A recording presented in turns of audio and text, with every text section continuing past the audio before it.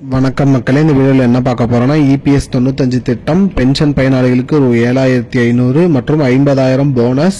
அது என்ன அப்படிங்கறத பத்தி தான் பார்க்க போறோம். நம்ம சேனலுக்கு யாராவது புதுசா வந்திருந்தீங்கன்னா மறக்காம நம்ம சேனலை சப்ஸ்கிரைப் பண்ணி பெல் ஐகானை கிளிக் பண்ணி வச்சுக்கோங்க. இந்த வீடியோக்கு ஒரே ஒரு லைக் மட்டும் கொடுத்துருங்க. வாங்க வீடியோக்குள்ள போலாம்.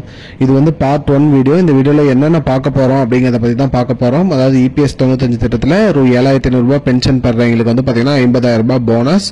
அது என்னென்ன எப்படி பெறணும், என்னென்ன இது தேவைகள் தான் பார்க்க போறோம். முதலாவதா என்ன சொல்லிருக்காங்கன்னு பாத்தீங்கன்னா, கவர்மெண்ட் வந்து பாத்தீங்கன்னா ஒரு பெரிய இது எடுத்து வச்சிருக்காங்க. ஒரு பென்ஷன் பயனாளிகளுக்கு ஒரு முக்கிய பங்கு ஒன்று கொடுத்திருக்காங்க.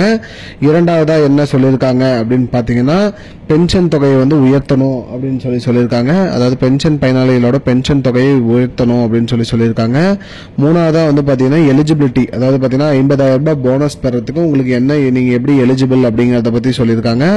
நாலாவதா என்ன சொல்லியிருக்காங்க அப்படின்னு பாத்தீங்கன்னா, பென்ஷன் பயனாளிகளோட இம்பாக்ட் எப்படி இருக்கும், அதாவது பாத்தீங்கன்னா நடப்பு பென்ஷன் பயனாளிகளோட இதனால என்னென்ன இம்பாக்ட் எங்களுக்கு இருக்கும்னு சொல்லியிருக்காங்க. ஐந்தாவதா வந்து பாத்தீங்கன்னா கவர்மெண்டோட ரோல், அதாவது பாத்தீங்கன்னா இந்த பென்ஷன் தொகை உயர்த்துவதில் கவர்மெண்டோட முக்கிய பங்களிப்பு என்ன, சோசியல் செக்யூரிட்டி என்ன அப்படிங்கறத பத்தி பார்க்க போறோம்.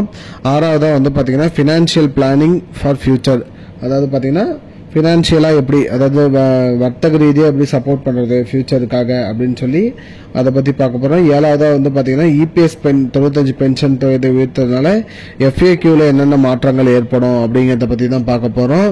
இந்த 7 மாற்றங்களை பத்தி தான் அடுத்து வர வீடியோல விலாவரியா பார்க்க போறோம்.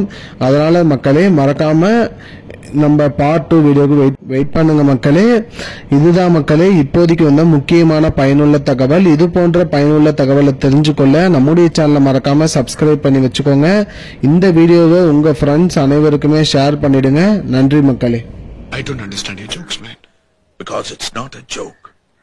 முன்ன பின்ன தெரியாத ஒரு பையனுக்காக விடுற அந்த மனசு இருக்க, அதான் கடவுள்.